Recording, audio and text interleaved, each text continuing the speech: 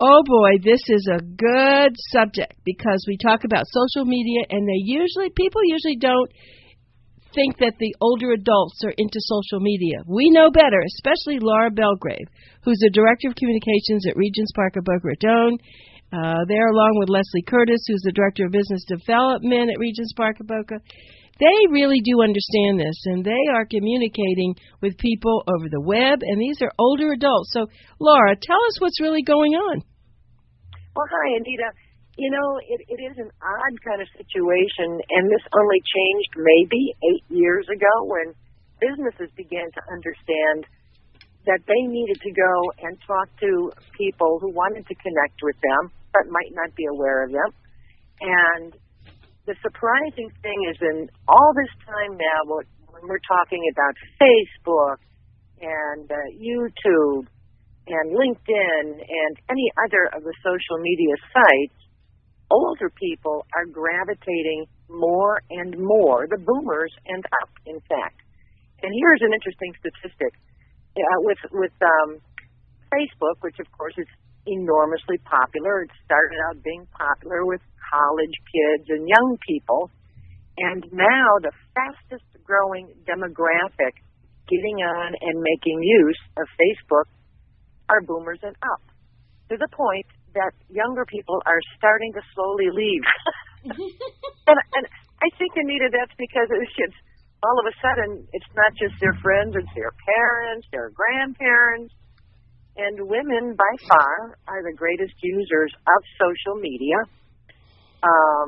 So what Regents Park Boca is doing and recognized is that it needed to also not just do traditional advertising anymore in magazines, and of course we have a website. Everybody has to have a website, but that's a one-way conversation.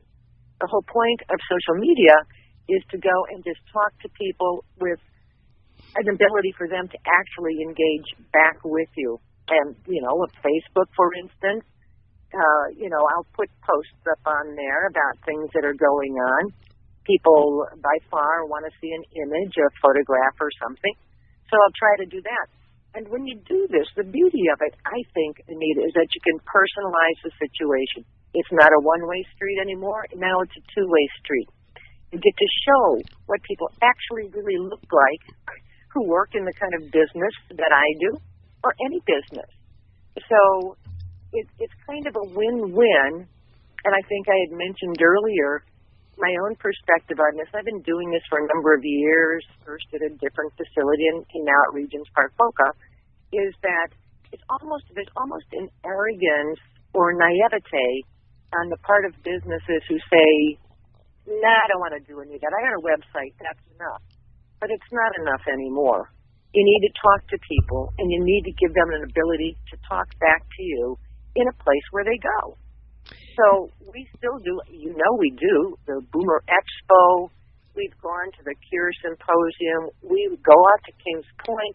These are face-to-face things and meet and greet people directly in the our immediate area here. But past that, this is the best way.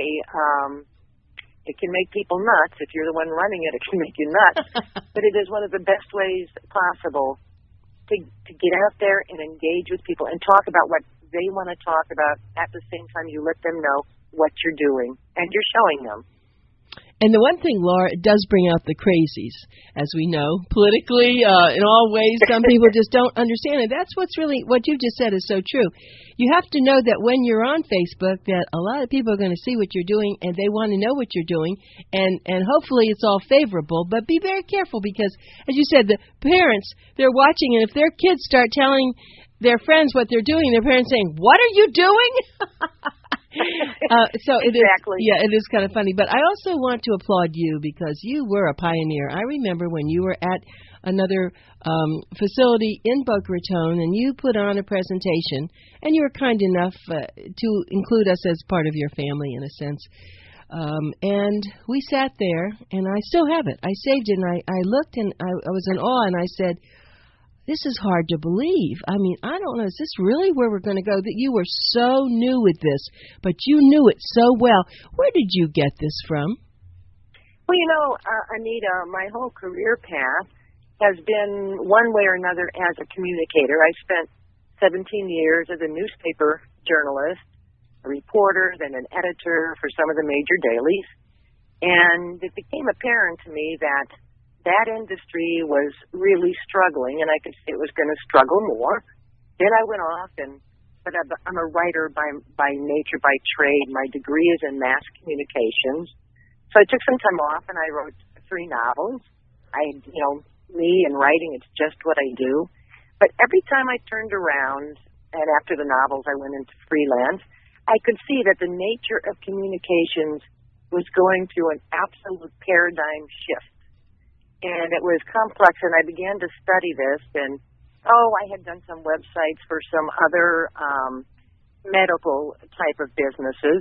So I guess I gravitated toward medical.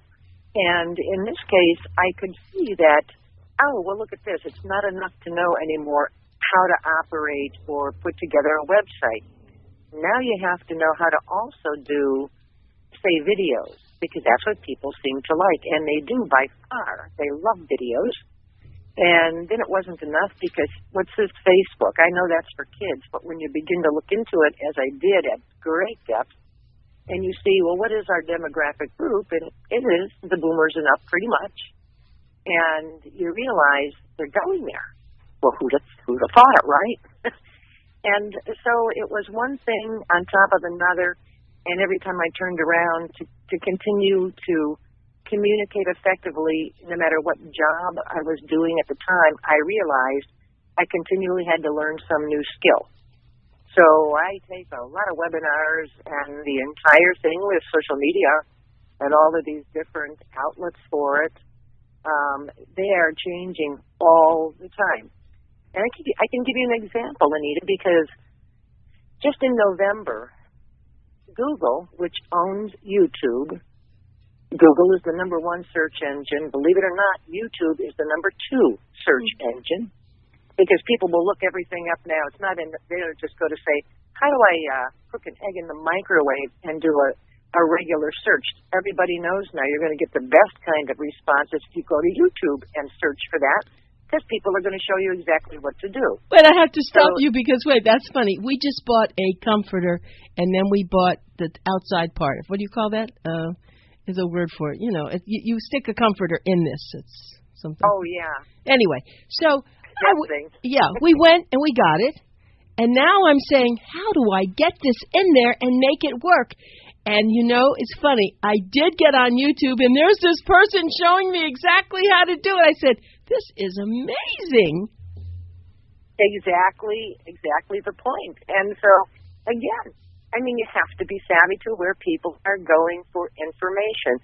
Now, if they already know your company name, and they already, through, say, word of mouth, which is still powerful, the most powerful, but of course that's happening online now too, they may go directly to your website.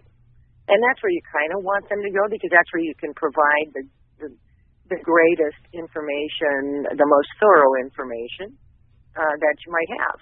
But you can't be certain that that's how they're going to find you. Or someone, in our case, they may be simply looking for a skilled nursing and rehabilitation facility. And that may be what they search. They may search, one in, or the words nursing home. They might look nursing home, Boca. And if you're not doing all of these things, you're not going to show up on that first page of search. Not too many people go beyond that first page of search, so they're not going to find you that way. So any way that you can reach out to them, let them know that there's something good available that they may not have been aware of, and then get them engaged with your other social media outlets. I think that's the best way to go. It's a win-win all around, but it is a powerful amount of work. Okay, well, let's just go further now. So now they go on to either YouTube or a website, whatever they do. They get there, they listen to the radio show, and they go there. Now you have to have people who are capable of following through. And we all know that story where we try to get information and nothing happens. But I know from experience that Regents Park, Boca Raton, they follow through. They have parties, they have support groups, they have lots of things. In fact, coming up in April, they're going to have support groups for actually Overeaters Anonymous, which I think is fantastic. But getting back to this, one thing you can really rely on when you really get on it, however you get on it, whether it's through YouTube or whether it's through the website or their wonderful new app, you can get someone to respond. And so let's start off with the website. It's regentsparkbocaraton.com. Regents with an S, Park, BocaRaton.com. If you want to just... Actually, Nita, just excuse me for a minute, but it's actually regentsparkboca.com. That one is easier. Oh, so it's both? Regents Park. Is it both? Well, either one. If you type in the whole thing, it will point it back to the other one. Okay, good. Thank you for telling me either that. One will work. Okay, I'm glad you told me that. So what we're going to do is make sure that you get the information. And then if you want to make a phone call, it's the old-fashioned way. It's like playing bingo. I'll give you the numbers. 561-483-9282. Again, that's 561-483-9282. And you can get someone on the phone. And when you do, you'll probably want to ask for Leslie Curtis, because Leslie Curtis is the business development director. She knows everything there. She knows everything about Boca and a lot of other places in this area about healthcare. She is a nurse, and Laura works very closely with her. They have great staff. We've had a lot of their staff members on our radio show. So it's one thing to have all this communication, but we need to follow up. And I hear that from older adults, because they'll call us, they'll say, well, we tried to reach someone and they're not returning our call. That would not happen there at Regents Park. No, that's the ultimate bad thing. I mean, we all know, we've all dealt with it, particularly if you're talking about, say, a utility company or a cable company. Just getting through to talk to a human being can take forever. And we don't have a lot of choices in those areas, but I think the most profound thing that any business, if it cares about its customers, needs to do is answer the phone, talk to people, and a lot of times, something that they're asking you can answer very quickly. If you can't, it's nothing to find the right person and make a call back. I mean, it just is good customer service, and that we work really hard on that. That's an important part of talking to our people who are coming to us or who are often anxious. It's often the adult children who are trying to find proper placement for an elderly parent. They're already anxious. The last thing you want is to, treat them too casually. It's not casual to them, and it shouldn't be. So, yeah, you're right. You hit it right on the head there, Anita. Right, and I have to just go back over this for one more minute. Let's go back to the social media. I know something that you all do have. A lot of your residents and the people that go for rehab there, they can bring their computer and their laptop, whatever they have to, because you have Wi-Fi, don't you? Yes, we do. We do have Wi-Fi. And it's simple to, we have a code. We give anybody who wants it the code when they're in there so that they can quickly tap in and do everything. Because, of course, we're all carrying, or so many of us now, smartphones. So, they want to be able to connect that way. Some bring in iPads and other kinds of, tablets. They may want to watch something, whatever they want to do. And sometimes, the child of an elderly person might, in fact, be going ahead and trying to just communicate with work. They're there for a good long chunk of the day visiting their loved one, but they're still going to get some work done while their parent is perhaps in therapy or lunch or something. So, yeah, we invite them, bring your laptop. No, that's true. To do. And let's go. Maybe we ought to go back to, for people who are listening and are very curious, of course, about Facebook.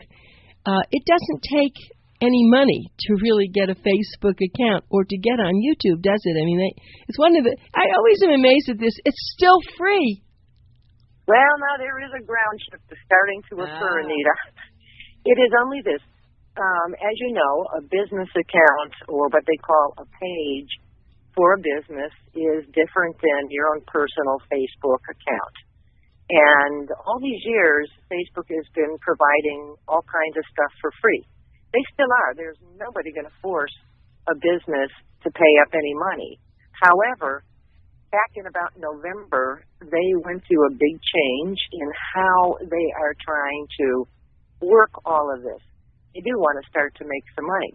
So say you put up a post, could be anything. You hopefully know pretty much when your audience is likely to be on Facebook. But if you wanted to not drop like a rock within an hour or two, then they want you to do what is called promote that post. Usually for a nominal fee, a fairly small fee, and you certainly wouldn't do it for every post, but if you have a significant post, you might say, okay, here's my budget. I want you to make sure this gets seen, so don't drop it like a rock. Here's $30. And that way it will stay up longer, reach far more people, so that a particularly important post will stay longer and be seen, because that's the way it works now, and that's part of their shifting decision making into how to get businesses to start paying more. It's creating quite a stir in the business community who has to work with, and it's impacting all of them. I don't care if you're selling Burger King. They're going to stay more relevant, to stay alive eventually. There's going to be a little bit more push for paying for some of these posts to just stay up higher, or else you won't, your people won't see them. Yeah, I do understand that. But we're talking about maybe the individuals, mom and pop, grandma, grandpa who wants to get on. I don't think that's going to happen for them. They just want to be on Facebook, right? Yeah, they want to be on Facebook. But Facebook itself is not making a big distinction between small businesses and large businesses. What if it's not a business, just a person? Oh, well, then they can just, you don't even have to have a business page. No. So they're using a personal page, sure. That's what I mean, that a lot of our listeners would like to have a personal page. They have nothing really to sell. They just want to communicate with friends. And the one thing I have to tell you to be careful about, if this is a personal note to someone, you can use email. You don't need to tell the world. No, and people do make that mistake accidentally, Right.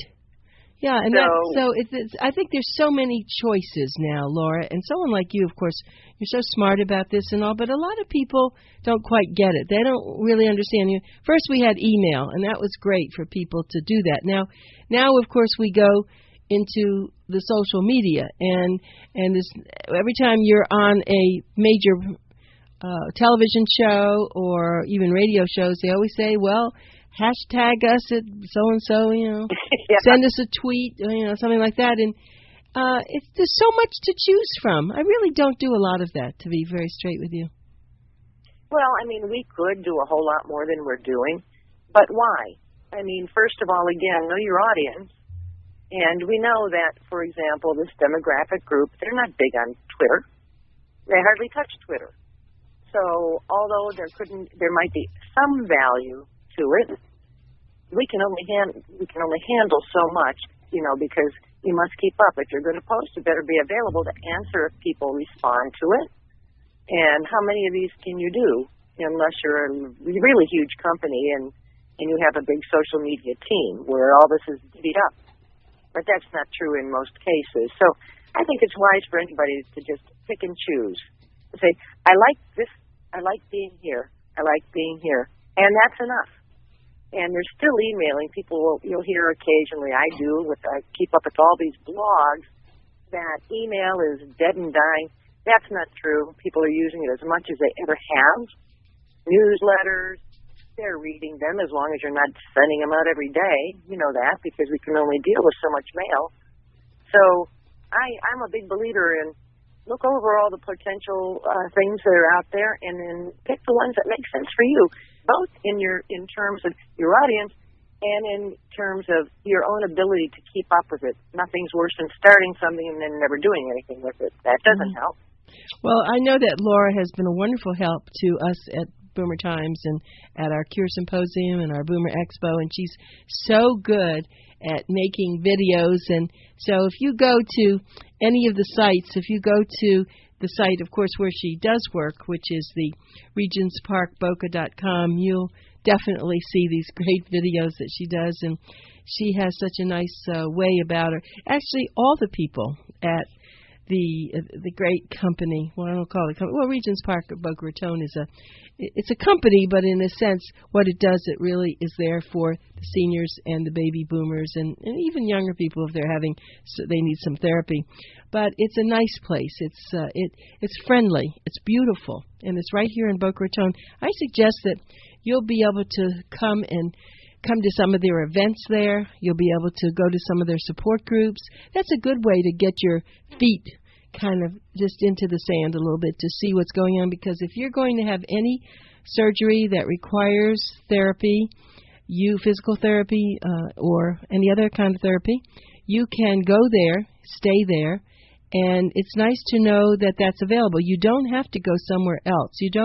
Your doctor or someone that has other affiliations may suggest another place, but I suggest Regents Park of Boca Raton. Anita Finley really does suggest it because I've been there. I've been a part of it. It's a lovely place.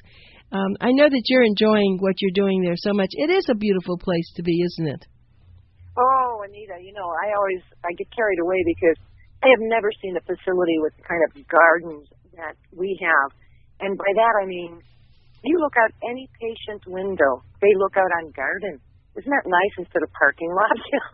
There's so many places to wander out there. It's pretty, and a lot of people, will go out there. Family members too, because there's all kinds of really nice nooks and crannies where you can talk privately with your loved ones. They're sizable, some of them, and they're just pretty surroundings with nice windows. But you can actually even go outside, and we're in South Florida. Of course, this is what we want to do and be able to see.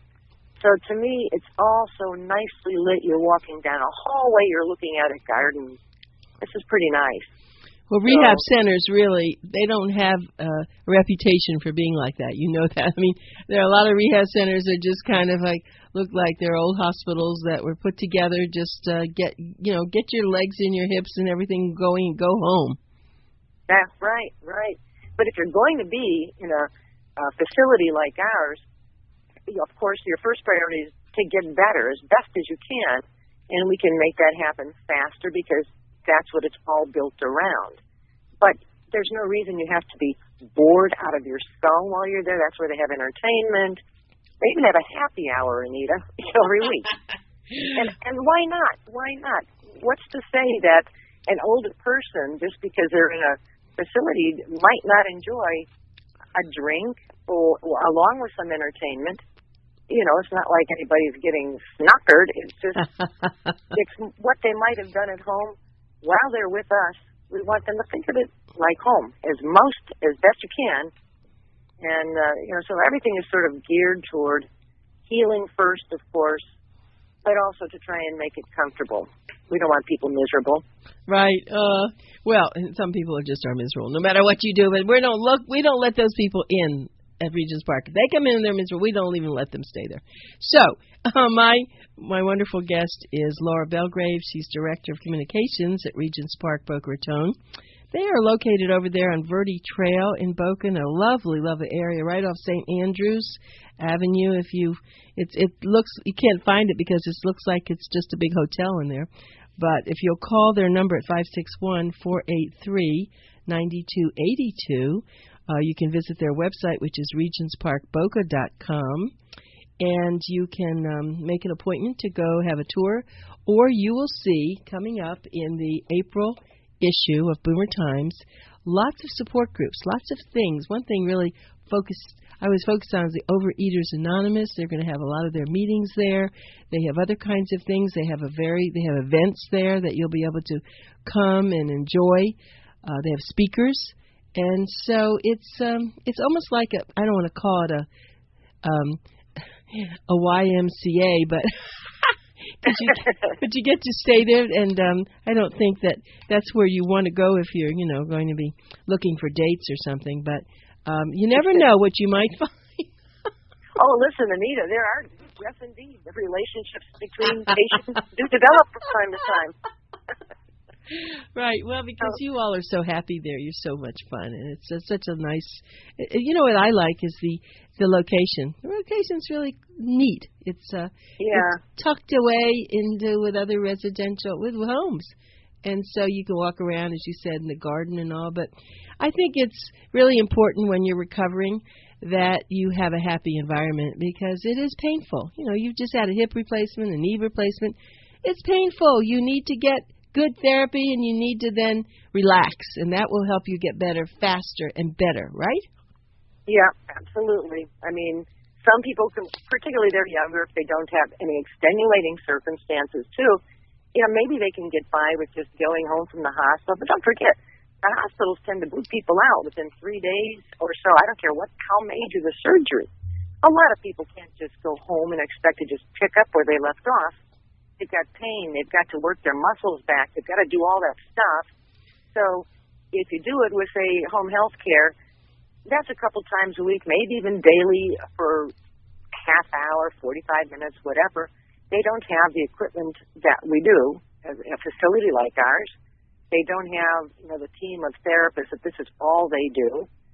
So I think the recovery process is actually just bound to be more effective if you just go to a place after the hospital, get taken care of, and then you'll feel much more confident when you go home. And you can actually do it on your own.